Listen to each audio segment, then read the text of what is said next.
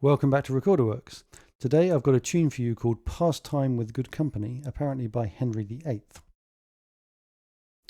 I just need to adjust my levels here because apparently my voice is a lot quieter than my recorder on previous videos. I've got to try and remember to do that every time I switch. Right, let's go.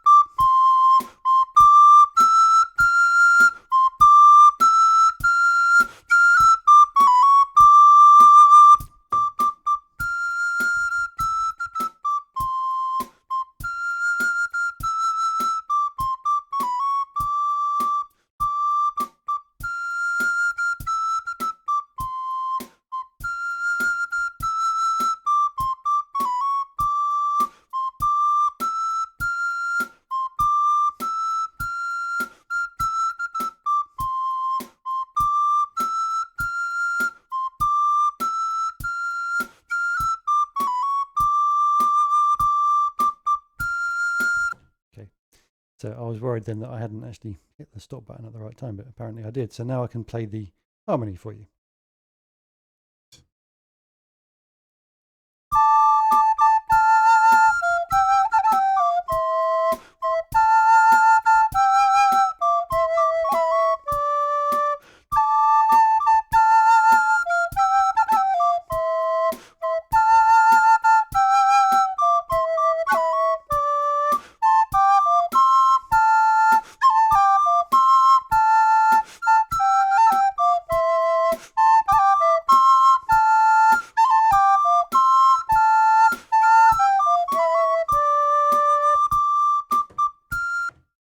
Okay, so I just played one wrong note in the harmony there. I'll just play the harmony for you on its own just so you can hear it.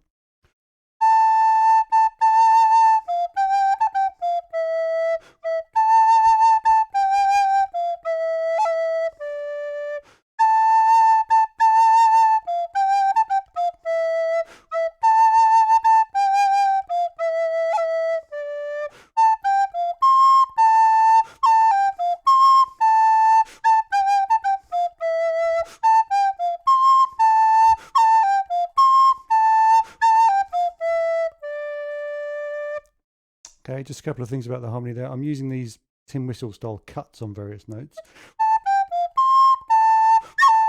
Yeah, so I'm doing, and I think I did a cut on another note.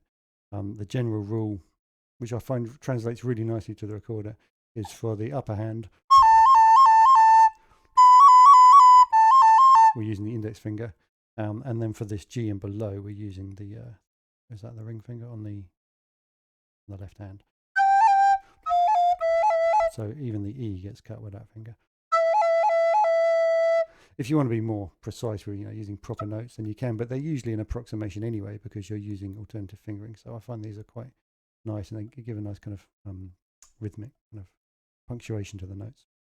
So that's how we've got the tune, we've got the harmony. Now the scale, we've got this, it's melodic, isn't it? Melodic minor. So on the way up, we've got the natural sixth and the natural seventh. And on the way down, the flat seventh. So this is really tricky, and I'm using an alternative fingering for the C sharp. So I'm using this fingering, which is like the tin whistle fingering. You've got your B, and then you take your index finger off, and you've got C sharp. Now, it's really easy to get to this point and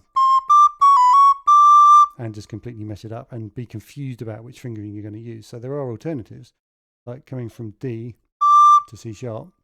You could use that one, and you could even get a B by doing that, but I'm not convinced that's what's the word, like an official fingering, and it might vary from recorder to recorder, whereas this C sharp is pretty reliable, and it makes sense because you got the B to the C sharp much more easily. So that's the one I'm using. But once you decided which one you're going to use, you need to practice that little section quite a few times over, I would think, in order not to get to the situation where you get to that point in the tune and then get it wrong and it sounds bad. Like that. So what I mean is, So we've got the C natural, back up to the D, and then the C sharp, and then the B, and then the C sharp. So slowly, see if I can do that, maybe from the other side.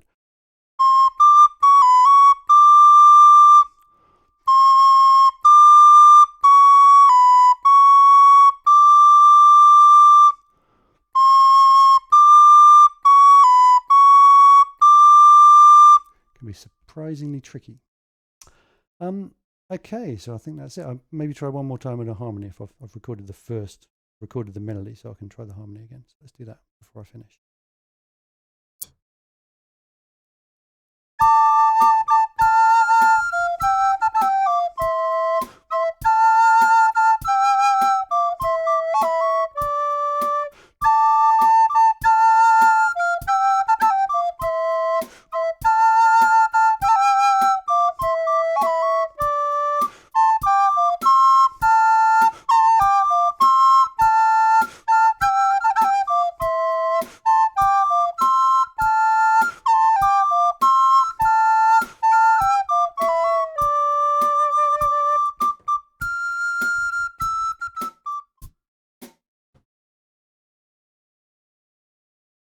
And I realized when I was talking there, I forgot to turn my USB out level because I'm talking. It's too much to think about, really. I've probably got to find a better way of doing that. But that's technical stuff you don't need to know about particularly, unless you're into making YouTube videos and using loop stations and audio interfaces and stuff, which is, you know, quite fun to get into.